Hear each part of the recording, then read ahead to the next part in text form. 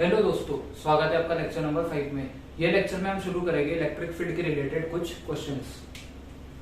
देखो पहला सवाल देखो क्या है। एक स्क्वायर है, उसके सब कॉर्नर पे चार्ज रखा है Q। इलेक्ट्रिक फील्ड का बताना, इस पॉइंट पे इलेक्ट्रिक फील्ड यानी पॉइंट P पे इलेक्ट्रिक फील्ड बताना है। कैसे करेंगे? एकदम सिंपल है। हर एक चार्ज की वजह से इलेक्ट्रिक फील्ड जो होंगी उनका वेक्टर सम।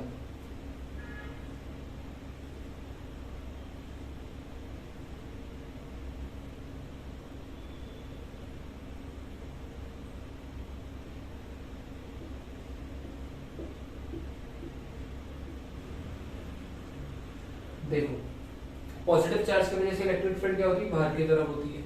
तो सबसे पहले तो हम इलेक्ट्रिक फील्ड का डायरेक्शन बता देते हैं। देखो ये चार्ज की वजह से इस पॉइंट पे इलेक्ट्रिक फील्ड होगी ये तरफ, ठीक है।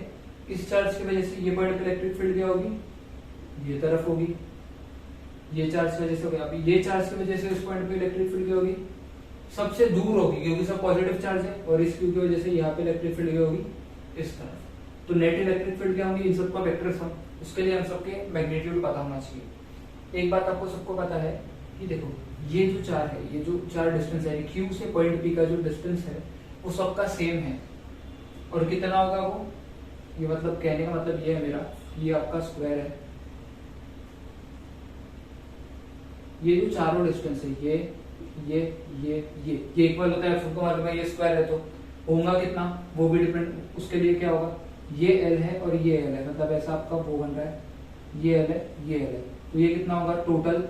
Under root of L square plus L square root 2 under root of 2L square यानी रूट 2L। हमें चाहिए इतना डिस्टेंस, जो क्या है इसका आधा, मतलब ये इसका टोटल का आधा है। तो हमें जो अपना रिक्वायर्ड डिस्टेंस मान लो उसे हम x कहते हैं, वो कितना है? अंडर रूट 2L/2, तो यानी L अपॉन रूट 2। हमें पता चल गया Q से लेके पॉइंट P का डिस्टेंस। तो हर एक चार्ज की वजह से इलेक्ट्रिक फील्ड कितनी होगी? K Q upon under root of मतलब L रूट 2 का स्क्वायर। तो कितना होगा? 2K Q upon L square. देखो सब चार्जेस के मैग्नीट्यूड सेम है और जो उनका पॉइंट P से डिस्टेंस भी सेम है, तो सब जो उस पॉइंट पे इलेक्ट्रिक फील्ड लगा रही हो वो भी सेम होगी। तो ये सब कितनी हो जाएगी? ये E और ये E। इसके वजह से क्या होगा? ये देखो ये electric field equal in magnitude opposite in direction, तो ये एक दूसरे को मार देंगे। ये भी equal in magnitude opposite in direction, तो net electric field point P पे क्या हो जाएगी? 0 हो जाएगी ना। तो electric field at point P कितनी हो गई? 0। एक बार वापस से एक्सप्लेन करता हूँ। मैंने क्या कहा? सबसे पहले हम क्या करेंगे? चारों चार्जेस की वजह से इस पॉइंट पे इलेक्ट्रिक फील्ड का डायरेक्शन निकाल लो। हमें मालूम है कि पॉजिटिव चार्ज की वजह से इलेक्ट्रिक फील्ड क्या होती है? उनसे दूर की तरफ होती है। तो इस क्यू की वजह से ये पॉइंट पे मैग्नेटिक फील्ड क्या होगी? वापस से कर देते हैं। इस क्यू की वजह से इस पॉइंट पे इलेक्ट्रिक फील्ड का डायरेक्शन होगा ये, इस क्यू की वजह से इस तरफ, ये क्यू की वजह से उससे दूर, और ये क्यू की वजह से इससे दूर। सबके डायरेक्शन पता चल जाए। मैग्नीट्यूड पता करना है। हमें मालूम है स्क्वायर है, तो क्यू से ये पॉइंट का जो डिस्टेंस है वो चारों के सेम होंगे, मतलब सब चार्जेस के मैग्नीट्यूड भी सेम और जो उनका पॉइंट P से डिस्टेंस भी सेम है। तो जो इलेक्ट्रिक फील्ड वो पॉइंट पे होंगी हर एक चार्ज की वजह से वो भी सेम होंगी, मतलब सबका मैग्नीट्यूड भी सेम होगा। वो कितना होगा? K Q अपॉन मतलब ये जो डिस्टेंस, वो डिस्टेंस कितना है? ये टोटल कितना है? L root 2L। Root 2L का आधा डिस्टेंस होगा तो L अपॉन रूट 2, तो ये आ गया आपका 2K Q upon L square. सब इलेक्ट्रिक फील्ड E चारों चार्जेस की वजह से ये इलेक्ट्रिक फील्ड ने इसको मार दिया और ये इलेक्ट्रिक फील्ड ने इसको मार दिया। तो नेट इलेक्ट्रिक फील्ड आपकी क्या होगी? इस पॉइंट पे 0 होगी। ये एक बेसिक सा हो गया, पर हमेशा ऐसा, ये तो बहुत आसान सा हो गया। तो एक टेक्निक सीखेंगे हम, जब इस तरह की सवाल आएंगे तो क्या करना होगा। तो ये थोड़ा सा आपको डेमो था, थोड़ा और डिटेल में जाते हैं तो एक बार वीडियो पॉज करके इसको नोट डाउन कर लो और हेडिंग डालो आप सिमेट्री टेक्निक।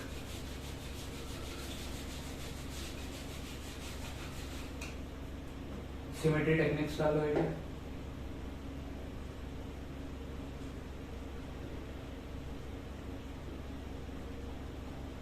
सिमेट्री टेक्निक्स क्या करेंगे? हमने सबसे पहले एक देखो, एक हमने स्क्वायर लिया, जिसका जो सिमेट्रिक सेंटर था उस पॉइंट पे जो इलेक्ट्रिक फील्ड थी वो थी 0। ये अभी हमने प्रूव किया। ये यहाँ पे चार्ज थे सब Q Q Q Q, ठीक है। सिमेट्रिक सेंटर इसका यार मतलब समझो कि जो एक ऐसा पॉइंट जिसका चारों जो कॉर्नर से मतलब जहाँ पे हमारे चार चरके हैं वहां से डिस्टेंस सेम होगा। वैसे ही ये पॉइंट होगा हमारा इक्विलैटरल ट्रायंगल में भी। वो क्या होगा, अभी हमने इसके ऊपर सवाल कर चुके हैं, इक्विलिब्रियम प्रॉब्लम जब कराया था तब भी पढ़े थे हमने। ये जो पॉइंट है इसको भी P बोल दो, ये Q, ये Q, ये Q। हमने क्या पढ़े थे, ये जो डिस्टेंस है ये वाला डिस्टेंस मतलब मैं ये वाला डिस्टेंस, ये वाला डिस्टेंस और ये वाला डिस्टेंस इक्वल होता है। तो सेम पॉइंट है यहाँ पे भी क्या होगा, electric field at point P 0 होगी। मैं इसको भी प्रूव करके बता दूं तो आपको थोड़ी क्लियरिटी आएगी। देखो इसको थोड़ा डिटेल में करते हैं, फिर उसको रब कर देंगे और फिर हम देखेंगे क्या क्या ज्योमेट्री हो सकती है। ये हमारा सेंट्रोइड है, ये Q, ये Q, ये Q। देखो इस Q की वजह से ये पॉइंट पे इलेक्ट्रिक फील्ड होगी इस तरफ, सब पॉजिटिव है तो इलेक्ट्रिक फील्ड दूर तरफ। इस Q की वजह से इस पॉइंट पे इलेक्ट्रिक फील्ड होगी ये तरफ, और इस Q की वजह से यहाँ पे इलेक्ट्रिक फील्ड होगी। मैग्नीट्यूड क्या होगा, देखो सबके मैग्नेट मतलब ये इलेक्ट्रिक फील्ड का मैग्नीट्यूड क्या होगा, चारों मतलब तीनों चार्जों का मैग्नीट्यूड सेम है, और जो उनका इस पॉइंट से डिस्टेंस है मतलब ये वाला ये वाला ये वाला वो भी इक्वल है। तो सबके इलेक्ट्रिक फील्ड का मैग्नीट्यूड भी सेम होंगे, और मैं वो कह देता हूँ E मान लो अभी, सबके मैग्नीट्यूड E। तो ये किस तरीके का सिस्टम हो गया, एक इलेक्ट्रिक फील्ड इस तरफ, एक इलेक्ट्रिक फील्ड इस तरफ, और एक इनका नेट इफेक्ट क्या होगा। देखो एंगल्स निकालते हैं, ये आपको पता होना चाहिए। ये जो टोटल एंगल होता है वो होता है 120 डिग्री, 120 डिग्री होता है, ये भी 120 डिग्री और ये भी 120 डिग्री। ये जो एंगल है मतलब ये, और ये जो ये एंगल है मतलब ये जो आपकी ये वाली है इसका, और ये इलेक्ट्रिक फील्ड का जो एंगल होगा वो 120 का आधा होगा। मतलब ये जो आपका ऐसा है ये टोटल 120 डिग्री है, तो ये जो बचा एंगल है ये इलेक्ट्रिक फील्ड, और ये वाला ये जो एंगल है वो है 60 डिग्री होगा। 120 डिग्री का आधा हो जाएगा ना, तो ये होगा आपका 60 डिग्री। ये भी कितना होगा 60 डिग्री, यहाँ से दिख रहा है वो टोटल 120 डिग्री, ये उसका आधा ये उसका आधा, तो टोटल 60 डिग्री मतलब आधा आधा तो 60 डिग्री 60 डिग्री। अब कंपोनेंट तोड़ लो, इसका एक कंपोनेंट इधर होगा E cos 60 डिग्री, और यहाँ पे होगा E sin 60 डिग्री, ठीक है। वैसे ही इसका यहाँ पे होगा एक और इसका जुड़ जाएगा इसके साथ, और यहाँ पे होगा E sin 60 degree, equal opposite, तो ये दोनों काट देंगे। अब क्या क्या बच गया हमारे पास, ऊपर की तरफ बचा है 2E cos of 60 डिग्री, और यहाँ पे क्या बच रहा है E cos 60 डिग्री 1/2, और 2 कैंसल मतलब ये कितना है E है, यानी आपके ऊपर की तरफ भी E है और नीचे की तरफ भी E है, यानी इसको ऐसे लिख दो इसी को स्टोरी मतलब ऊपर भी नीचे भी equal in magnitude opposite in direction, तो एक दूसरे को काट देंगे। तो नेट इलेक्ट्रिक फील्ड आपके वापस से पॉइंट P पे क्या आ रही है 0 आ रही है, और क्यों आ रही है वो मैंने आपको प्रूफ करके बता दिया। इसी तरह क्या हो गया, एक इक्विलैटरल ट्रायंगल हो गया, स्क्वायर हो गया। अब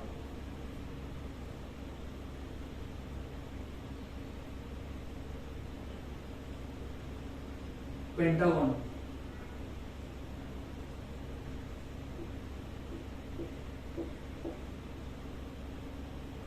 और इसका मान लो ये सेंटर है P, जिससे इन सब चार्जेस की दूरी कितना है इक्वल। मैं हमेशा बोल रहा हूं वैसा पॉइंट लो जिससे इन सब चार्जेस की दूरी कितना है सेम।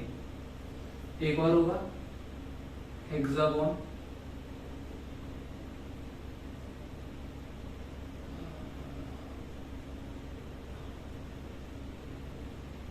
ये point P,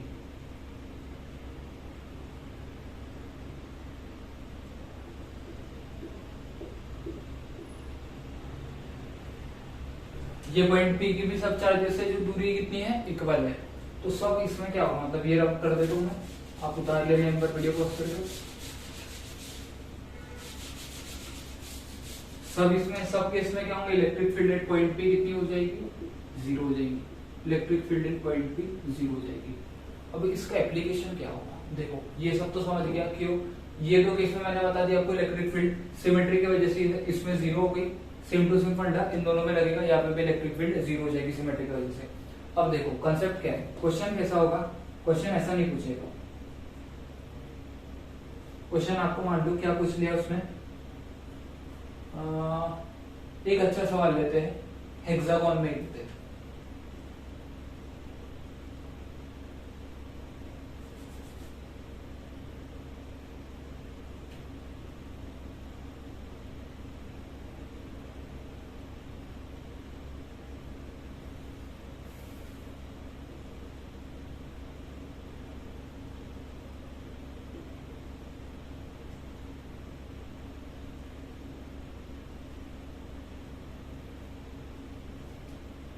electric field at point पे बताना है आपको, कैसे करोगे, देखो बहुत ही सिंपल है।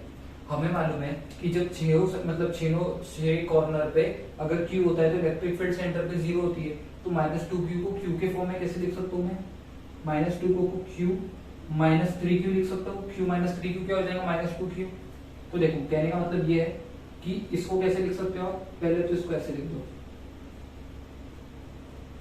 q q q q q और 2q को q -3q लिख दो। ये जो है इसको दो चीज का सम लिख सकते हो,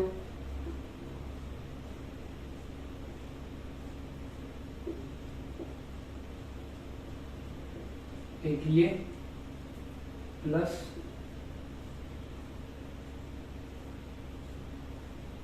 zero zero zero zero zero और -3q।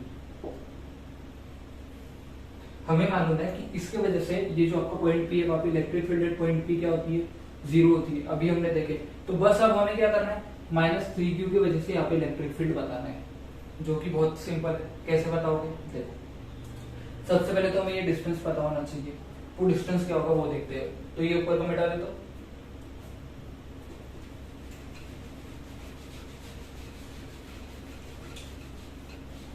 वो डिस्टेंस क्या होगा देखते हैं, थोड़ी बहुत ज्योमेट्री लगाते हो।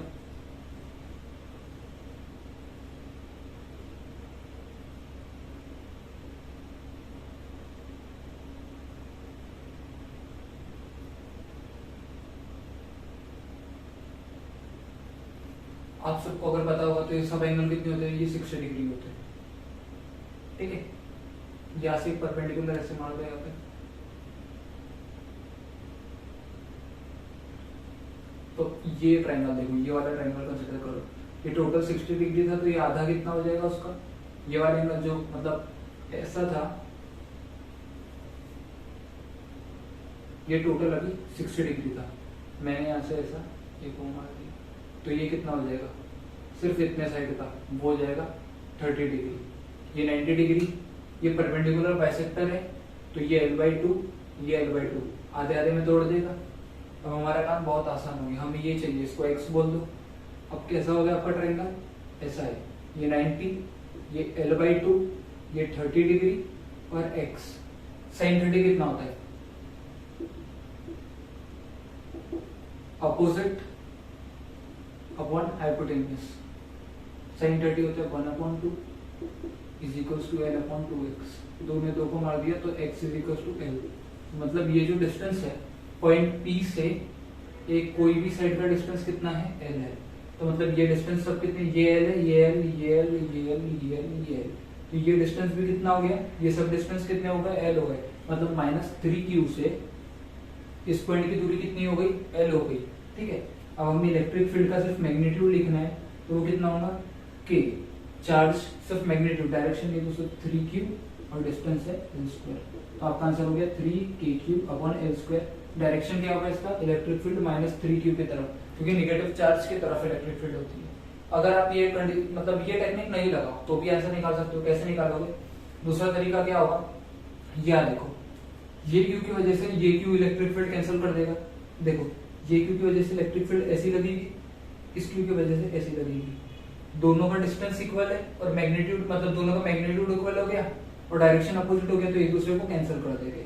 सेम फंडा इधर लगेगा, इस क्यू की वजह से इलेक्ट्रिक फील्ड ऐसी, इस क्यू की वजह से इलेक्ट्रिक फील्ड ऐसी कैंसिल कर दिए, बचेगा सिर्फ इन दोनों का इफेक्ट, क्योंकि एक क्यू की वजह से ऐसी होंगी और -3 क्यू की वजह से भी ऐसी होगी।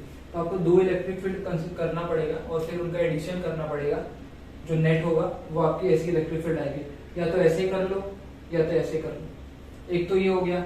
एक ऐसा सवाल पूछ सकता है आपको, ठीक है, एक सवाल क्या पूछ सकता है, ऐसे ही आपको चार्जेस दे देगा और एक चार्ज रखेगा सेंटर पे और आपको बोलेगा find the force at the centre. तो क्या करोगे, इलेक्ट्रिक फील्ड निकाल दो और उसको वो चार्ज से मल्टीप्लाई कर दो, क्योंकि हमें मालूम है कि फोर्स क्या होता है, Q इंटू E। तो आप ऐसे भी कर सकते हो, ठीक है। तो दोनों अपने पास है, या तो सिमेट्री टेक्निक लगा लो, ठीक है, या तो ये कर लो। दोनों पॉसिबिलिटी है, जो भी करो आंसर आपका वही आने वाला है। जैसा आपको सूटेबल हो उस तरीके से कर लेना। और ऐसे मतलब कुछ भी दे सकता है, अगर पेंटागन में भी आपको दे दिया ऐसे कुछ भी दे दिया, ये पूरे -Q दे दिया और यहाँ पे +2Q दे दिया। क्या करोगे, +2Q को क्या लिख सकते हो, -Q + 3Q। तो एक क्या बन जाएगा आपका, इसको कैसे लिखोगे, इसको लिख दोगे आप, 2 होगा, 2 का कॉम्बिनेशन होगा, एक इसमें पूरे -Q और एक में इसमें सिर्फ 3Q और बाकी सब 0। अब देखो सब इस पे -Q है, +Q है, तो भी इलेक्ट्रिक फील्ड 0 होंगी और सब पे सिमेट्रिक है, मतलब सब पे -Q चार्ज है और एक सिमेट्रिक सेंटर, मतलब यहाँ पे पॉइंट P पे इलेक्ट्रिक फील्ड अभी भी 0 होगी अगर पूरे चार्ज माइनस है तो भी कोई दिक्कत नहीं। क्या होगा, सिर्फ यहाँ पे इलेक्ट्रिक फील्ड का डायरेक्शन रिवर्स हो जाएगा और नेट इफेक्ट जो सब प्रोड्यूस करेंगे उस पॉइंट पे, मतलब जो पॉइंट जिनका ये सब चार्जेस से डिस्टेंस इक्वल है वहां पे नेट इलेक्ट्रिक फील्ड तो 0 होगी। और अभी आपको क्या करना है, एक सिंपल चार्ज 3Q की वजह से वो पॉइंट पे इलेक्ट्रिक फील्ड बता दो, तो वो ये पूरा सिस्टम जो आपका इलेक्ट्रिक फील्ड आपको पूछेगा पॉइंट पे वो बता दोगे। तो मैं वही बोल रहा हूँ हमेशा, यहाँ पे आप जैसा चाहो वैसे कर सकते हो, पर यहाँ पे एक बात बताऊँ, यहाँ पे सिमेट्री टेक्निक बहुत अच्छे से काम आएगी एज कम्पेयर टू ये हेक्सागोन में। हमने ये Q इसको कैंसिल कर देगा, ये Q इसको कैंसिल कर देगा, यहाँ पे थोड़ा वो डिफिकल्ट होगा, ठीक है। इसलिए यहाँ पे सिमेट्री टेक्निक लगा लो, तो जैसी भी आपको जो सुटेबल लगती है वो अप्लाई करना। अब तो ये क्या होगा हमारे, जब चार्जेस ऐसे डिस्क्रीट हमारे इस पे रखे हो, पर क्या होगा जब चार्ज आपकी पूरा डिस्ट्रीब्यूट होगा, है ना, कोई बॉडी पे चार्ज डिस्ट्रीब्यूट होगा, तो क्या आप कूलम्ब्स लॉ लगा सकते हो जो इलेक्ट्रिक फील्ड के लिए हमने लगाए थे। मतलब कूलम्ब्स लॉ इलेक्ट्रिक फील्ड का नहीं, कहने का मतलब जो कूलम्ब्स लॉ से हमने फॉर्मूला डिराइव किया था इलेक्ट्रिक फील्ड का, क्या वो कंटिन्यूअस बॉडी पे लग सकता है क्या, तो उसका जवाब है नहीं। तो फिर कंटिन्यूअस बॉडी पे क्या लगाओगे, तो वो दिखते हैं, मतलब कंटिन्यूअस बॉडी की इलेक्ट्रिक फील्ड किस तरीके से निकाली जा सकती है। तो ये एक बार वीडियो पॉज करके नोट डाउन कर लो, फिर कंटिन्यूअस बॉडीज की इलेक्ट्रिक फील्ड निकालेंगे हम।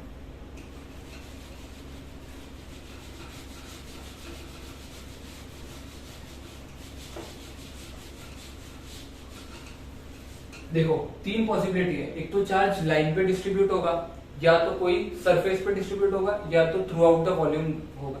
लाइन पे मान लो कि एक बहुत ही थिन वायर है, उस पे चार्ज डिस्ट्रीब्यूट है, ठीक है, थिन वायर एकदम पतली सी वायर मान लो उस पे चार्ज डिस्ट्रीब्यूट है, तो आप कहोगे कि लीनियर चार्ज डिस्ट्रीब्यूशन। अगर किसी शीट नेग्लिजिबल थिकनेस की उस पे चार्ज डिस्ट्रीब्यूटेड है तो आप कहोगे सरफेस चार्ज डिस्ट्रीब्यूशन। और अगर किसी वॉल्यूम में मान लो कोन सिलेंडर मान लो या सॉलिड कोन मान लो, ठीक है, और स्फीयर मान लो, सॉलिड स्फीयर मान लो, उनपे अगर चार्ज डिस्ट्रीब्यूट है उनके थ्रू आउट द वॉल्यूम, तो उस समय क्या होगा, ये वॉल्यूम चार्ज डिस्ट्रीब्यूशन। तो 3 तरह के चार्ज डिस्ट्रीब्यूशन होंगे। तो देखो पहला क्या है, लीनियर चार्ज डिस्ट्रीब्यूशन। कैसा है, एक रॉड मान लो नेग्लिजिबल थिकनेस की, पर यहाँ पे मैं उसकी थिकनेस देखा होगा, वो आपको दिखाने के लिए बस, पर उसको नेग्लिजिबल थिकनेस मान लो। इस पे टोटल चार्ज जो है वो है Q और इसकी जो लेंथ है उसको ऐसे बता दो, यहाँ पे चार्ज Q है, इस पे टोटल चार्ज Q है और उसकी जो टोटल लेंथ है वो है L, ठीक है। हम यहाँ से क्या करेंगे, एक छोटा सा एलिमेंट कर देंगे जिसपे चार्ज होगा dQ और इसकी ये जो थिकनेस है, मतलब ये जो है वो है dx। एक क्वांटिटी डिफाइन करते हैं हम लैम्बडा, उसको कहते हैं हम लीनियर चार्ज डेंसिटी, जो क्या होता है टोटल चार्ज अपने यानी dQ अपॉन L। लैम्डा को यहाँ पे क्या लिख सकते हैं, इतने से एलिमेंट के लिए लैम्डा को क्या लिख सकते हो, dq, और उसकी जो लेंथ कितनी है वो है dx, तो dq को क्या लिखोगे आप, लैम्डा dx। एक ये हमारी काम की बात है। अब देखो क्या कह रहा हूं, हमें मान लो ये पॉइंट P है जिसका ये जो डिस्टेंस है वो है r, इस पॉइंट P पे आपको इलेक्ट्रिक फील्ड निकालनी है, तो कैसे निकालोगे, देखो इलेक्ट्रिक फील्ड निकालनी है। एक बात और, ये जो है ना, ये जो हमने ऐसे शेडेड किया इसे कहते हैं आप लाइन एलिमेंट, इसे लाइन एलिमेंट कहा जाता है, ठीक है। हमें इस पॉइंट पे इलेक्ट्रिक फील्ड निकालना है, ये पूरे चार्ज डिस्ट्रीब्यूशन की वजह से। उसके पहले मैंने सवाल उठता है कि मैंने ये जो रॉड है उसको एक छोटा सा एलिमेंट क्यों काटा, मतलब एकदम छोटा सा, या dx टेंड्स टू 0 लिख दो, मतलब इनफाइनाइट सीमन स्मॉल होते हैं ना, वो करो, मैंने एकदम छोटा सा काटा। क्यों, ये पॉइंट चार्ज के जैसे अगर बिहेव करता है, और हमें पॉइंट चार्ज की वजह से इलेक्ट्रिक फील्ड मालूम है, हमने निकाले थे एक छोटे से चार्ज की वजह से इलेक्ट्रिक फील्ड, यानी छोटा सा q चार्ज मान लो, तो उसकी वजह से इलेक्ट्रिक फील्ड कितनी थी, kq, और जो डिस्टेंस है वो r का स्क्वायर इनटू r के, ये हमने निकाले थे इलेक्ट्रिक फील्ड। यानी हमें एक छोटे से चार्ज की वजह से इलेक्ट्रिक फील्ड पता है, तो इसलिए हमें एक छोटा सा चार्ज dq माने, उसके वजह से इलेक्ट्रिक फील्ड, छोटी सी इलेक्ट्रिक फील्ड dE कितनी होगी, k छोटा सा चार्ज dq अपॉन डिस्टेंस है मैग्नीट्यूड ऑफ r का स्क्वायर इनटू r के, dq कितना है, लैम्डा dx, तो इसको कैसे लिख सकते हो, k लैम्डा dx r का स्क्वायर इनटू r के। अब ये तो क्या हो गई, एक छोटे से एलिमेंट की वजह से आपको इलेक्ट्रिक फील्ड मिल गई।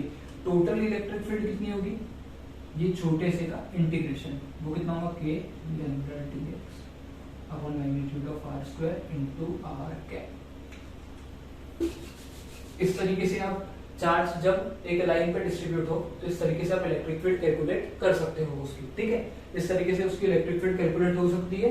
बस क्या है, आपको एक छोटा सा एलिमेंट काटना है, लीनियर चार्ज डेंसिटी दे सकता है या तो निकालना पड़ेगा, दोनों पॉसिबिलिटी है, और ऐसे इलेक्ट्रिक फील्ड निकल जाएगी।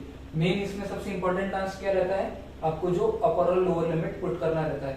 जब हम इसके रिलेटेड क्वेश्चंस करेंगे तब ये बहुत क्लियर हो जाएगा, तभी जो छोटा बहुत डिस्कशन है वो देखते चलो। तो एक क्या हो गया, लीनियर चार्ज डिस्ट्रीब्यूशन, और ये किसका हो गया, 1D का केस मान लो, वायर पे डिस्ट्रीब्यूट है। सेकंड क्या होगा, सरफेस पे डिस्ट्रीब्यूट, तो सरफेस चार्ज डिस्ट्रीब्यूशन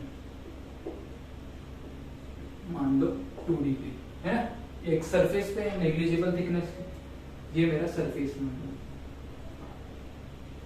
इस पे जो चार्ज है वो है Q, इसका जो एरिया है वो है टोटल एरिया A है। मैं क्या करूंगा, एक छोटा सा एलिमेंट कर दूंगा,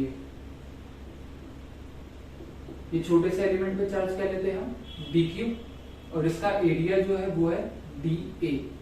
एक क्वांटिटी डिफाइन करो, सिग्मा, जिसे क्या कहा गया, सरफेस चार्ज डेंसिटी। देखो टोटल के लिए कितना है, देखो सिग्मा को Q अपॉन है, यहाँ पे छोटे से एलिमेंट के लिए कितना होगा, dq अपॉन dA। तो dq को क्या लिख सकते हो, सिग्मा dA।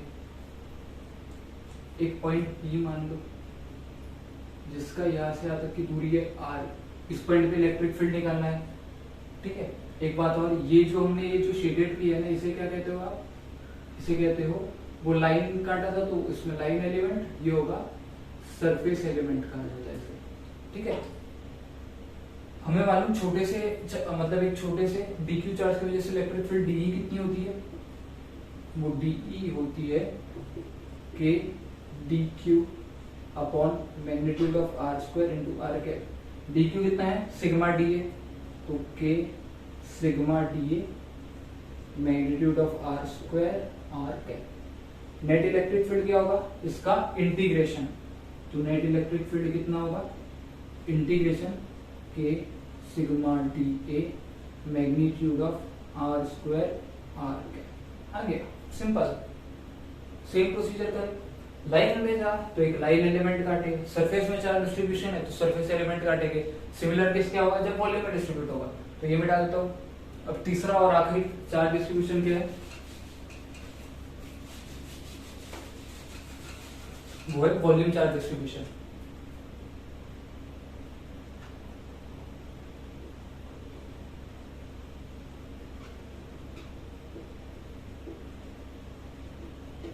देखो वॉल्यूम के लिए कोई भी आर्बिट्री ऐसा वॉल्यूम मान लो, इसमें चार्ज है Q, इसका जो वॉल्यूम है वो कितना है V, टोटल वॉल्यूम। एक एलिमेंट काटो ऐसा,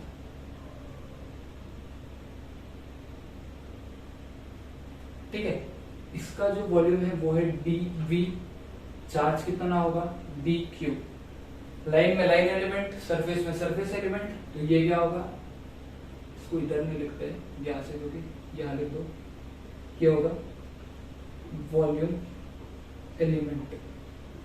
एक पॉइंट P मानो यहाँ पे, जिसका यहाँ से यहाँ तक की दूरी है R, हमें इस पॉइंट पे इलेक्ट्रिक फील्ड निकालना है, तो सबसे पहले तो एक क्वांटिटी डिफाइन करो रो, इसे क्या कहते हैं वॉल्यूम चार्ज डेंसिटी, ठीक है, ये क्या होती है चार्ज अपॉन वॉल्यूम। और छोटे से एलिमेंट के लिए क्या होगी dq अपॉन dv, तो dq क्या होगा रो dv। एक छोटे से एलिमेंट की वजह से इलेक्ट्रिक फील्ड कितनी होती है de k dq, डिस्टेंस है r वेक्टर का स्क्वायर इनटू r कैप, और r कैप के unit vector in direction of r। dq कितना है rho dv, k rho dv magnitude of r square r cap. Net electric field क्या होगा इसका integration, होगी k rho dv magnitude of r square r cap, simple. तो इस तरीके से हम कोई भी, मतलब ये हो गया, हमें पता चल गया कि अगर सरफेस पे डिस्ट्रीब्यूट है तो क्या करोगे, लाइन पे डिस्ट्रीब्यूट है तो क्या करोगे, और अगर वॉल्यूम पे डिस्ट्रीब्यूट है तो क्या करोगे। हो गया सिंपल, हमारे तीनों हो गए। अब रियल एग्जांपल करते हैं, ठीक है। तो अब हेडिंग डालो electric field due to rod. अब हेडिंग है हमारी इलेक्ट्रिक फील्ड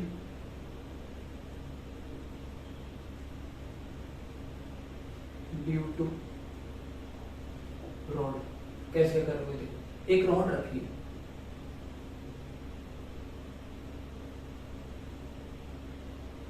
ठीक है, इसकी जो टोटल लेंथ है वो है L, इस पे जो चार्ज डिस्ट्रीब्यूट है वो है लैम्डा कूलम पर मीटर। हमें एक पॉइंट P जिसकी ये एंड से दूरी है A, उस पॉइंट पे इलेक्ट्रिक फील्ड निकालना है। मैंने आपको बताया था कि हमें इलेक्ट्रिक फील्ड किसकी वजह से मालूम है, एक पॉइंट चार्ज की वजह से, वो कितनी होती है KQ, और जो पॉइंट पे इलेक्ट्रिक फील्ड निकालना उसका डिस्टेंस मान लो अगर R है तो KQ अपॉन R स्क्वायर, ये मालूम है। तो क्या करोगे, एक छोटा सा एलिमेंट काटो, ये पॉइंट P से x डिस्टेंस पे, यानी यहां से मान लो ये डिस्टेंस है x, ये x डिस्टेंस पे एक एलिमेंट काटो, ये छोटा सा एलिमेंट जिसपे चार्ज है dq और जिसकी थिकनेस है dx। थिकनेस नहीं मतलब उसकी लेंथ जो है dx। हमें क्या मालूम है dq कितना होगा लैम्डा dx, क्यों लैम्डा क्या था dq अपॉन dx, तो dq क्या हो जाएगा लैम्डा dx, सिंपल। एक छोटे से चार्ज की वजह से इलेक्ट्रिक फील्ड कितनी होती है, वो होती है dE। अभी सिर्फ मैं मैग्नीट्यूड कंसीडर कर रहा हूँ, डायरेक्शन इसलिए कंसीडर नहीं कर रहा क्योंकि डायरेक्शन बहुत ही आसान है, इसका पता है, जो मैं आपको लास्ट में बता दूंगा। तो डी कितना होगा के चार्ज dq, और dq से मतलब dq से पॉइंट बी का डिस्टेंस कितना है x, तो x स्क्वायर, dq क्या है लैम्डा dx, तो k lambda dx upon x square D. Total electric field निकालने के लिए इसका क्या करोगे इंटीग्रेशन, E कितना होगा इंटीग्रेशन के lambda dx upon x square. सवाल उठता है इसकी लिमिट कैसे लगाना है, ये देखो। लिमिट लगाते समय दो चीजें देखो, रॉड का शुरुआत कहाँ हो रही है और रॉड का अंत कहाँ हो रहा है, ठीक है। रॉड की शुरुआत कहाँ हो रही है, मतलब रॉड की शुरुआत का जो डिस्टेंस है, जो पॉइंट है उसका, सॉरी, रॉड जैसे शुरुआत हो रही है उसका P पॉइंट से डिस्टेंस कितना है A है। इनिशियल जैसे रॉड शुरुआत हुई डिस्टेंस है A, और रॉड जहाँ अंत हो रही है वो डिस्टेंस कितना है a प्लस एल। ऐसा क्यों? इस तरीके से क्या होगा ना, हम ऐसे छोटे छोटे छोटे छोटे बहुत सारे टुकड़े कर देंगे, उन सब का हम एडिशन करेंगे। तो वो पहला टुकड़ा जो होगा, मतलब जो पहला इसके जब भी इंटीग्रेट करते हैं, मतलब क्या करते हैं आप, एक बहुत सारे छोटे छोटे छोटे छोटे छोटे बहुत इनफाइनाइट टुकड़ों में उसको तोड़ दो, लिमिट लगा, मतलब जहां से उसकी शुरुआत है और जहां से उसका अंत हो रहा है उनका इंटीग्रेट कर दो। इंटीग्रेट मतलब उसका सबका एडिशन हो जाएगा अपने आप। तो यहाँ पे भी वही हो रहा है, और इसका एडिशन इसलिए कर पा रहे हो क्योंकि सब एलिमेंट यानी सब जितने भी एलिमेंट होगा उन सब के वजह से इलेक्ट्रिक फील्ड का डायरेक्शन सेम ही है। वो एक बार आप खुद सोचो और फिर आप डायरेक्ट पता चल जाएगा कि सबका डायरेक्शन एक ही है। कैसे है वो भी बताऊंगा मैं। तो अभी समझो कि क्यों ऐसा लगाया। मैं बोल रहा हूँ कि इन सबको छोटे छोटे छोटे छोटे टुकड़ों में आपने बांट दिया। जो पहला आपका एलिमेंट होगा उसका ये पॉइंट से डिस्टेंस है a, और जो लास्ट एलिमेंट होगा उसका ये पॉइंट से डिस्टेंस कितना है a प्लस है, इसलिए a से a प्लस मैंने लगा दिया लिमिट। अब इंटीग्रेट करना है जो भी बहुत आसान है। कैसे? e के लैम्डा कांस्टेंट है तो बाहर dx upon x square a से a plus L. dx upon x square integration इसके पहले एक बार कर चुके हैं, फिर बता देता हूँ।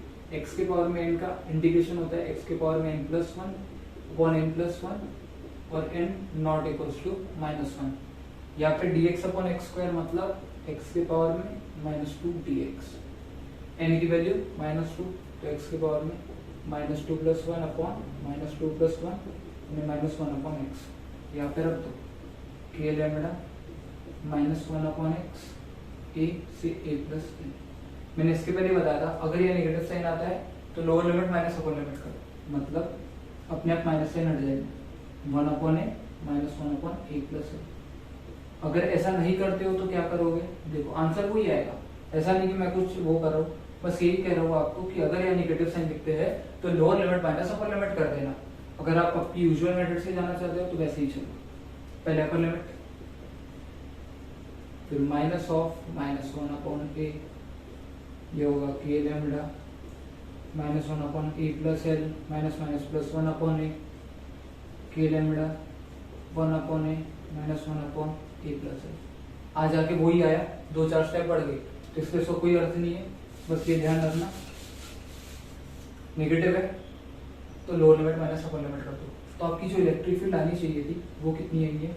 पॉइंट पी पे ये पूरी रॉड की वजह से के lambda one upon A minus one upon A plus L, जो कि बहुत ही आसान था।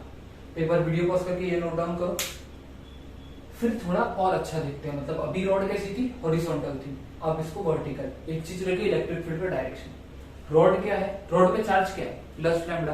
प्लस लैम्डा की वजह से इलेक्ट्रिक फील्ड क्या होती है? उससे दूर। तो ये पूरी रॉड की वजह से इस पॉइंट पे इलेक्ट्रिक फील्ड का डायरेक्शन क्या होगा? तो ये होगा, ये इससे दूर होंगी ना।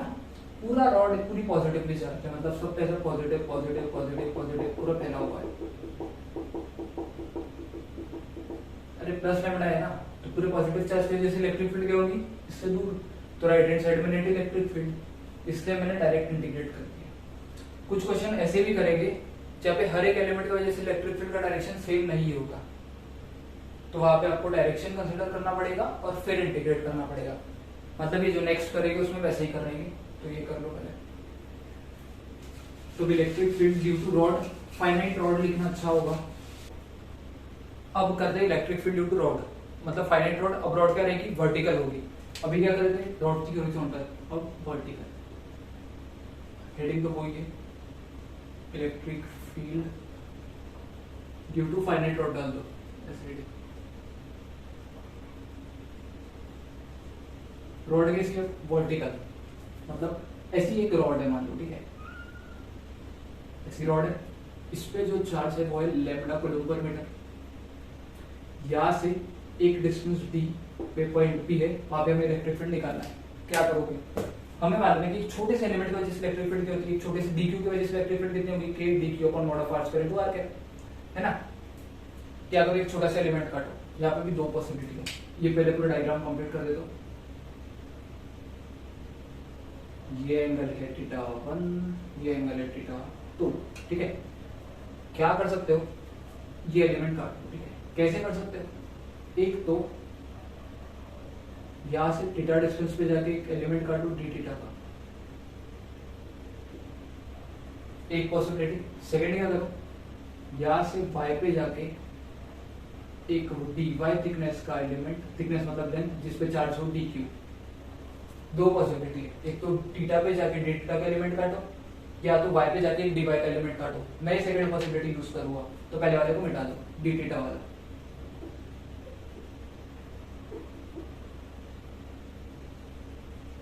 अब लैम्डा कूलम्ब मीटर है, तो dq कितना होगा, वो होगा लैम्डा d5। अब एक छोटे से एलिमेंट dq की वजह से ये पॉइंट P पे इलेक्ट्रिक फील्ड का डायरेक्शन क्या होगा, देखो इसके वजह से इलेक्ट्रिक फील्ड का डायरेक्शन होगा ये, वो होगा DE। मतलब एक छोटी सी dq की वजह से छोटी सी इलेक्ट्रिक फील्ड DE। मान लो ये एंगल है थीटा, तो ये एंगल भी होगा थीटा, अपोजिट एंगल। ये सिचुएशन ऐसे कंसीडर कर लो, ये है DE, ये थीटा, क्या होगा एक कंपोनेंट इधर DE cos थीटा, एक होगा यहाँ पे DE sin थीटा। एक्स एक्सिस ऐसी होती है, वाई ऐसी होती है। इसका मतलब इलेक्ट्रिक फील्ड का एक्स कंपोनेंट कितना है, DE cos थीटा, वाई कंपोनेंट DE sin थीटा। एक मिनट,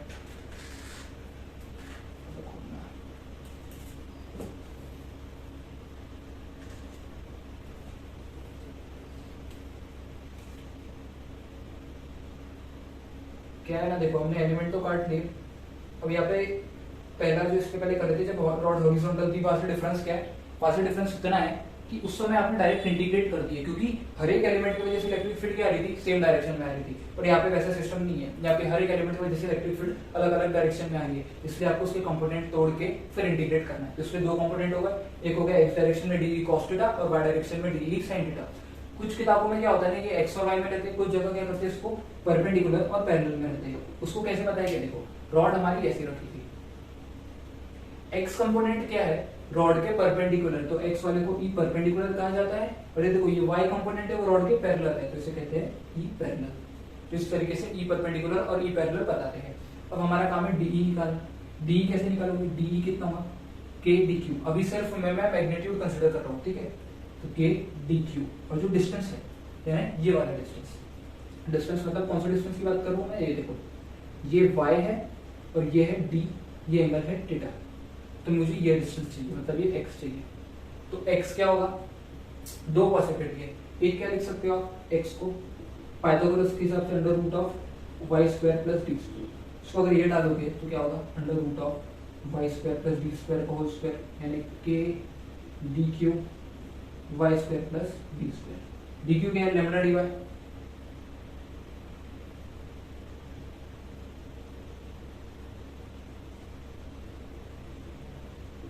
लिमिट का हमें दिया है थीटा के फॉर्म में, मतलब ये थीटा के फॉर्म में होना चाहिए। वो कैसे हो सकता है, ये जो डिस्टेंस x है उसको थीटा के फॉर्म में मैं लिख सकता हूँ, तो यानी ये जो चीज वो अपने काम की नहीं है, क्योंकि लिमिट हमारी थीटा के फॉर्म में है, तो ये चीज हमारे काम में नहीं है, मतलब इसको थीटा के फॉर्म में लिखना पड़ेगा, तो ये मिटा दो। यानी ऐसे लिख सकते हो, पर उसकी रिक्वायरमेंट ऐसी नहीं, या रिक्वायरमेंट कुछ और, एक्स को और क्या लिख सकते हो, देखो कॉस थीटा को क्या लिख सकते हो आप,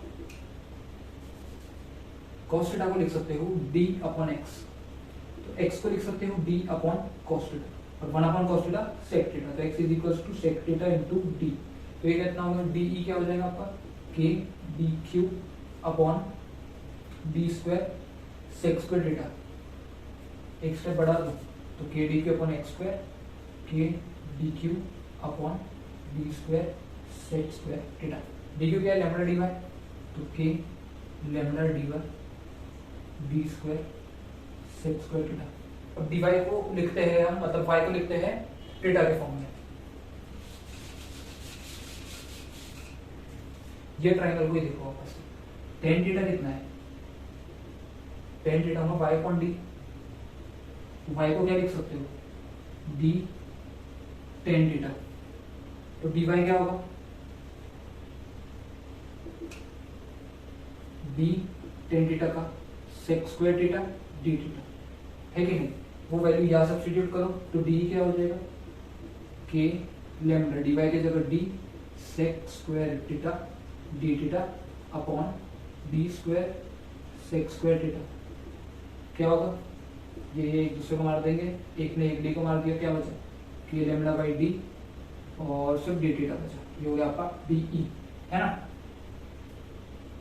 अब हमें ई परपेंडिकुलर और ई पैरेलल निकालना है, वो कैसे निकालोगे, ई परपेंडिकुलर क्या होगा, इंटीग्रेशन ऑफ डीई किसका, कॉस थीटा, मतलब इंटीग्रेशन ऑफ डी यानी के lambda by d cos theta D theta, limit rod का, इसको थोड़ा अच्छे से यहां समझना,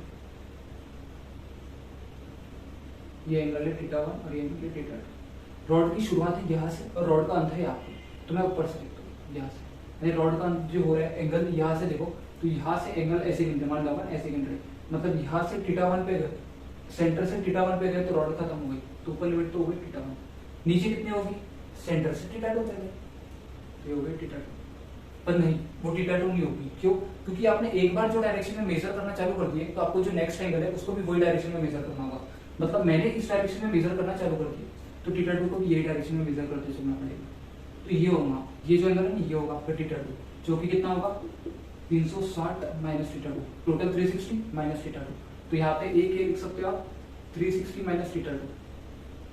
सेकंड क्या लिख सकते हो, इनिशियल डायरेक्शन ये था, अगर आप इसके विरुद्ध जाके इसको मेजर कर ले, तो मतलब इसके अपोजिट जाके, मतलब ऐसे चल रहे थे ऐसे मेजर कर लो, तो ये थीटा 2 की जगह क्या आ जाएगा यहाँ पे माइनस थीटा 2, और अभी हम यही प्रेफर करेंगे माइनस थीटा 2, यहाँ पे और लिख देता हूँ 360 माइनस थीटा 2। मैं आपको एक इसमें प्रूफ करके बताऊंगा कि मैं लिमिट में अगर 360 माइनस थीटा 2 रखता हूँ तो आंसर में कोई फर्क नहीं पड़ता है, मतलब या तो आप माइनस थीटा 2 ले लो, अगर वही डायरेक्शन में चलते जा रहे हो तो एंगल आएगा 360 माइनस थीटा 2, अगर आपको उसने डायरेक्शन आपने उसके अपोजिट में ले लिया तो आपका आंसर आएगा, मतलब ये जो लिमिट आएगी वो आएगी माइनस थीटा 2। तो अब ये मिटा, अब इंटीग्रेट करते हैं, के लैम्डा डी तो बाहर आ जाएगा, कॉस थीटा का इंटीग्रेशन क्या होता है साइन थीटा,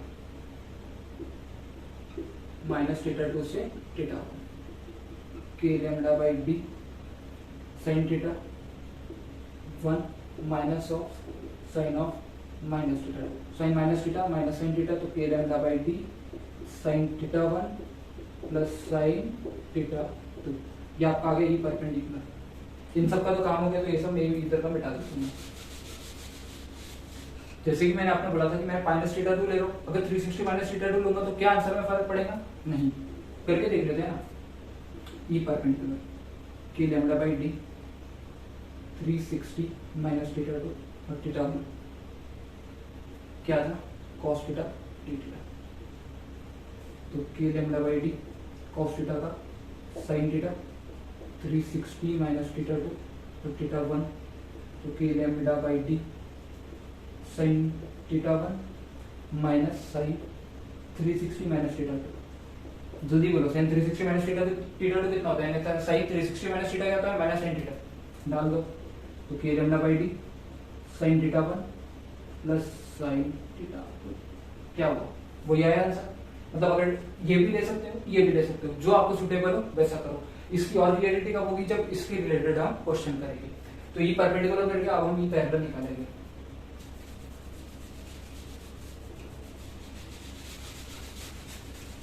देखो ई पैरेलल के लिए क्या है, डी साइन थीटा, मतलब आपको ई पैरेलल के लिए इंटीग्रेट करना है डी साइन थीटा, लिमिट वही होगी माइनस थीटा 2 से थीटा 1, या तो 360 माइनस थीटा 2 से थीटा 1। डी क्या है के lambda by d sine theta D theta minus theta 2 से theta 1, k lambda by D बाहर आ जाएगा, साइन थीटा का minus cos theta minus theta 2 से थीटा 1, लिमिट डालो, क्या होगा माइनस है तो अपोजिट लिमिट पुट करते हैं, मतलब पहले lower limit cos of minus theta 2 minus cos of theta 1, cos of minus theta cos theta,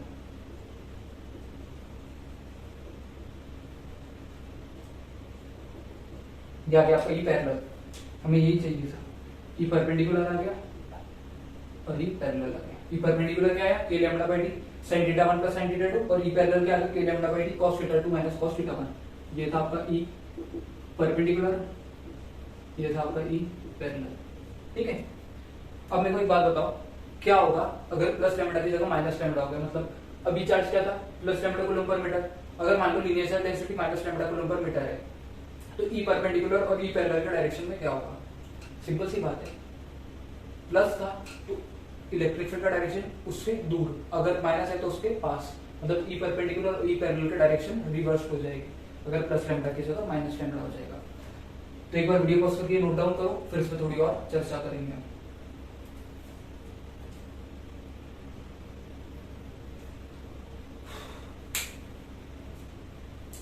तो ये मिटा देता हूं मैं। क्या रखना चाहिए इसमें से समझाने के लिए? ये रख दीजिए।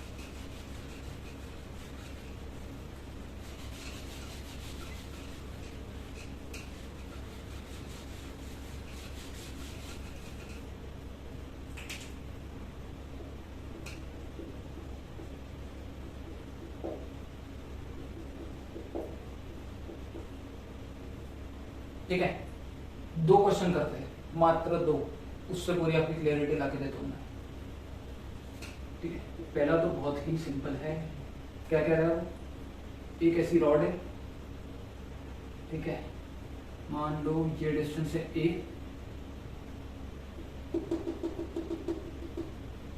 लैम्डा कूलम पर मीटर है, और एंगल के लिए कुछ भी ले सकते हो, 40-50 ले लो, ये 40, ये ले लो 50। मुझे क्या क्या बताना है आपको? आप मतलब मुझे बताओ θ1, θ2 और d। फटाक से एक बार वीडियो पॉज करके बताओ, जल्दी जल्दी सोचो। θ1 तो फटाक से सब बता देंगे कितना होगा, 40 डिग्री। θ2 क्या होगा, और d क्या है? परपेंडिकुलर डिस्टेंस, मतलब कि θ2 का सवाल होता है क्या है? देखो θ2 क्या -50 होगा या 50 होगा? कई जगह आपको लग रहा होगा कि सर देखो हमने ये ऊपर की तरफ फोटो ले लिए, नीचे की तरफ क्या होगा, उसके मतलब जो डायरेक्शन में, अगर ऐसे डायरेक्शन में जा रहे थे तो उसके अपोजिट में मेजर करेंगे तो यह हो जाएगा सर ये -50। वो गलत है। देखो हमने जो है ना इनिशियल ही फॉर्मूले में उसको -θ2 कंसिडर कर लिया है, तो यहाँ पे सिर्फ 50 होगा। इनिशियल हमने कंसिडर कर लिया है उसको फॉर्मूले में, तो यहाँ वापस से उसे कंसिडर करने की जरूरत नहीं है। ये होगा 50, मतलब ऊपर वाला एंगल 40 डिग्री, नीचे वाला 50 डिग्री, और d = a।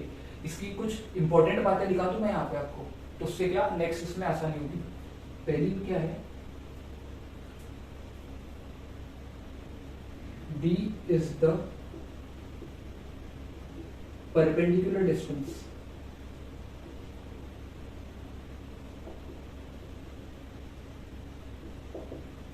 from the rod।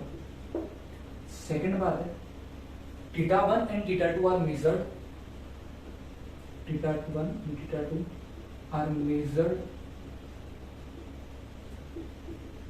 from perpendicular to the rod, perpendicular to the rod and in opposite sense, मतलब दोनों एक दूसरे के विरुद्ध डायरेक्शन में मेजर किए जाते हैं। ये 2 पॉइंट आपको बहुत काम आएंगे।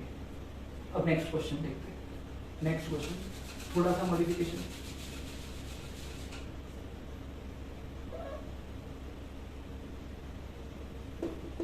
हर किताब में मिलते हैं, पर मुझे एंगल क्या होगा, चलो कुछ भी ले लेते हैं, क्या ही फर्क पड़ता है।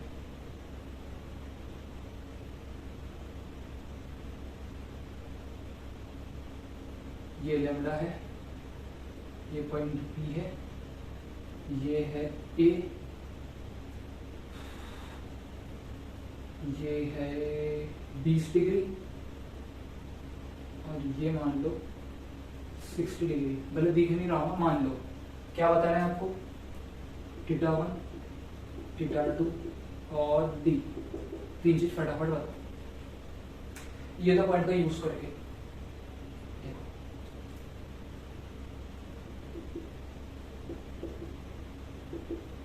देखो, θ1 and θ2 are measured from the perpendicular to the rod and in opposite sense। इसका मतलब θ1 और θ2 इससे मेजर करोगे जो रॉड को परपेंडिकुलर होगा।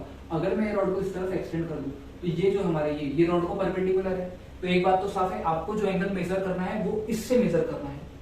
यानी θ1 कैसा होगा, यहां से यहां तक का जो एंगल होगा वो θ1, ठीक है, वो होगा आपका θ1। वो कैसे निकालोगे? देखो क्या कह रहा हूं मैं कि यहां से इस तक जो अपर एंड को टच कर रहा है वो होता हमारा थीटा वन, मतलब यहां से यहां तक का जो एंगल वो होगा थीटा वन। तो थीटा वन कितना हो गया? 20 डिग्री प्लस 60 डिग्री 80 डिग्री। एक और बात देखो, मैं बोल रहा हूँ कि theta one and theta two और measured from perpendicular to the rod, मतलब ये यहां से मेजर करो, तो यहां से मेजर करोगे तो ऐसा टोटल ये आपका थीटा वन होगा जो अपर एंड को टच कर रहा है, तो यहाँ से पूरा एंगल कितना है 20 प्लस 60 तो 80 डिग्री।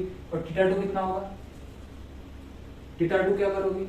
अपोजिट डायरेक्शन में मेजर किया जाता है। Theta one and theta two are measure from the rod in the opposite direction. तो थीटा टू ढूंढना है हमें, यहाँ से ढूंढते हैं, देखते हैं थीटा टू कब मिलता है। यहाँ से ऐसे चलते गए, नहीं मिला नहीं मिला, ऐसे चलते गए, ये आपको मिल गया, ये पूरा ऐसे घूम के गए, अब जाके आपको थीटा टू मिला है जो लोअर एंड को टच कर रहा है। तो थीटा टू कितना हो गया? 360 डिग्री माइनस 20 डिग्री, वो कितना हो गया? 340 डिग्री। एक तो ये है। दूसरा क्या बोला था मैंने? जो इनिशियल डायरेक्शन में मेजर कर रहे हो, मतलब इनिशियल डायरेक्शन ऐसा है थीटा टू का, उसको अपोजिट कर दो, यानी ऐसे की जगह ऐसे मेजर कर लो, मतलब ऐसे चल रहे थे ऐसे मेजर कर लो, तो वो कितना हो जाएगा? 20। तो 20 के साथ एक माइनस साइन दिया जाएगा, क्योंकि जो डायरेक्शन से आपको मेजर करना चाहिए था उसके आपने विरोध, मतलब उसके अपोजिट डायरेक्शन से मेजर कर लिए, इसके वजह से वह नेगेटिव साइन आ गया। मेजर करना था ये डायरेक्शन में, आपने उसके उस तरफ मेजर करे तो यहाँ पे आ गया -20 डिग्री। सिंपल। एक बात, परपेंडिकुलर बी क्या है? Perpendicular distance from the rod, यानी ये बताना है हमें, ये हमारे डी है, ये कितना है?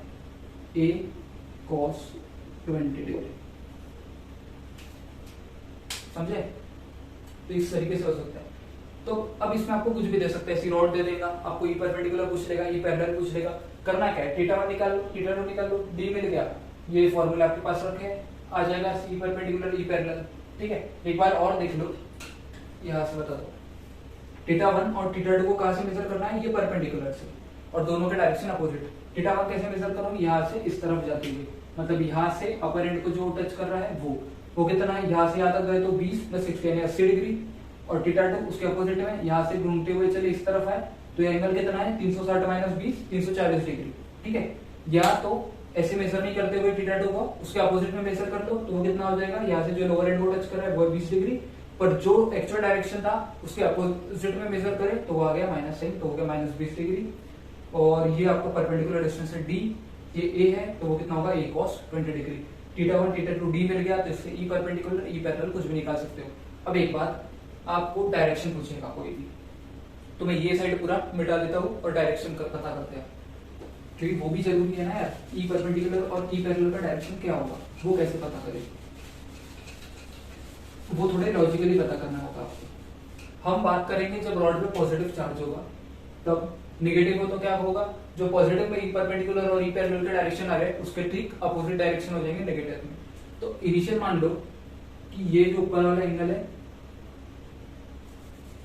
और ये दोनों इक्वल है। मान लो ये कितने दिख रहे हैं? ये 45 मान लो, दोनों इक्वल है, तो क्या होगा? एक ये एंड मानो और एक ये एंड। ये एंड क्या है? इस पॉइंट पे इलेक्ट्रिक फील्ड बताना है, इस एंड का जो एलिमेंट है उसकी वजह से यहाँ पे इलेक्ट्रिक फील्ड का होगी ई, इसके वजह से यहाँ पे इलेक्ट्रिक फील्ड होगी एक ई। ठीक है, ये एंगल 45 तो ये भी 45, ये 45 तो ये भी 45। इनके दो एक कंपोनेंट, इसका एक ई cos 45 और इस तरफ होगा ई sin 45। अच्छा होगा क्या? सेम होगा यहाँ का ई cos 45 ई sin 45। क्या दिख रहा है? ई sin 45 इक्वल है और अपोजिट है, तो ये एक दूसरे को काट देंगे और ये नेट है। मतलब जब रॉड की जो दोनों एंगल सेम है तो ई पैरेलल का कोई भी कंपोनेंट आएगा क्या? नहीं आया। ठीक है, अब क्या होगा? और ई परपेंडिकुलर कंपोनेंट आ गया। अब सिचुएशन मान लो ऐसी है, ये एंगल है 20 डिग्री, ये है 60 डिग्री। अब मेरे को बताओ ई परपेंडिकुलर और ई पैरेलल का डायरेक्शन ये है लैम्डा। ई परपेंडिकुलर क्या होगा? इससे दूर। ई परपेंडिकुलर तो यही होगा, इसमें कोई शक नहीं है। ई पैरेलल क्या होगा वो कैसे पता करो? इसको 60 क्या होगा, मान लो यहां से ये एंगल है, ये 20 डिग्री और ये बचा हुआ कितना हो गया 60 डिग्री। इतने पार्ट की वजह से ई पैरेलल में कोई कंट्रीब्यूशन है कि नहीं, क्यों, देखो इतना पार्ट इसको रिसेंबल कर रहा है, जब दोनों एंगल इक्वल है तो सिर्फ ई परपेंडिकुलर वाला कंपोनेंट आ रहा है और ई पैरेलल क्या हो जा रहा है 0। मतलब देखो ये 20 डिग्री मतलब इतना पार्ट और इतना, यानी रॉड के इतने पार्ट की वजह से सिर्फ ई परपेंडिकुलर में कंट्रीब्यूशन है, ई पैरेलल में कुछ भी कंट्रीब्यूशन नहीं है। और देखो ये बचा हुआ पार्ट है, इस पार्ट की वजह से, यानी ये पार्ट की वजह से ई पैरेलल एक इलेक्ट्रिक फील्ड होगी इस तरफ, इसकी वजह से क्या होगा, ई पैरेलल का एक कंपोनेंट होगा इधर और ई परपेंडिकुलर होगा इधर। नहीं समझे, वापस से बताता हूँ एक और बार, इसको मिटाओ, एक और बार करते हैं, कोई दिक्कत नहीं है। मैं बोला कि जब दोनों एंगल सेम होंगे तो सिर्फ ई परपेंडिकुलर होगा और ई पैरेलल नहीं होगा, क्यों, ये करके बता दिए। अब ऐसे कर लो, ये एंगल मान लो ये 20 डिग्री है, ये 60 डिग्री है, क्या मैं ये सिस्टम को ऐसे लिख सकता हूं,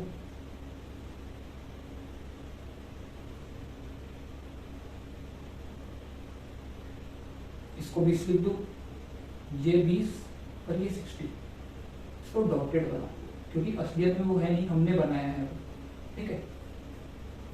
अब देखो ये जो है इतना पार्ट, इसमें ऊपर भी 20 नीचे भी 20, तो सिर्फ ई परपेंडिकुलर में कंट्रीब्यूट होगा, प्लस लैम्बडा है तो ई परपेंडिकुलर में कंट्रीब्यूट, ई पैरेलल में ये पार्ट से कोई कंट्रीब्यूट हुआ है नहीं, कि नीचे वाला पार्ट ई पैरेलल में कोई कंट्रीब्यूट कर रहा है कि नहीं, बचा इतना पार्ट, इतने पार्ट की वजह से इलेक्ट्रिक फील्ड का कुछ होगा ये डायरेक्शन, और ये एंगल कितना होगा, जो भी एंगल होगा, ठीक है, इतने पार्ट की वजह से ये कंट्रीब्यूशन हुआ, तो ये इलेक्ट्रिक फील्ड है। इसके वजह से क्या होगा, एक कंपोनेंट इसका ई परपेंडिकुलर इधर होगा और ई पैरेलल इधर होगा, मतलब ई पैरेलल का कंट्रीब्यूशन किसकी वजह से आ रहा है, सिर्फ इतने पार्ट की वजह से आ रहा है।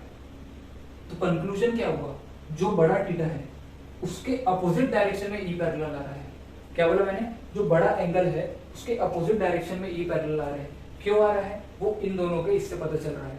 तो आप ऐसा कभी भी याद मत रखो कि जो बड़ा एंगल है उसके अपोजिट में ई पैरेलल आ रहा है, क्यों, आप ऐसे में गलती कर दोगे, आपको अगर प्लस लैम्बडा की जगह माइनस लैम्बडा दे दिया तो क्या होगा, जो डायरेक्शन है वो रिवर्स हो जाएगी।